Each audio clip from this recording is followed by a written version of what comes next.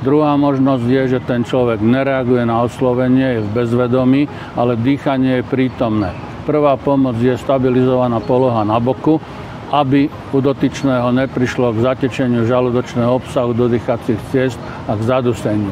8-ročné dieťa dokáže otočiť 100-kilového dospelého do stabilizovanej polohy na boku a zachrániť mu život. Haló, počujete ma? Bezvedomí.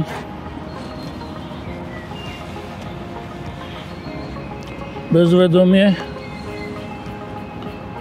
Dýcha. Haló, poďte sem.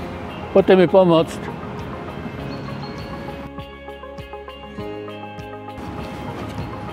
Haló, čo sa stalo? Počujete ma? Nereaguje v bezvedomí. Potrebujem pomoc, poďte sem. Hej. Záklon hlavy, kontrolujem dýchanie, bezvedomí, ale dýcha. Treba otočiť do stabilizovanej polohy na boku. Bližšiu ruku ku mne, jedno z ktorej strany klačím, vždy bližšiu ruku do upaženia, vzdialenejšiu ruku k tvári, vzdialenejšiu nohu pokrčím v kolene a za bok a plece otočím smerom ku mne do stabilizovanej polohy, tak aby prekonala ťažisko a na záver hlavu do záklonu, aby boli priechodné dýchacie cesty. Volám na tiesňovú linku.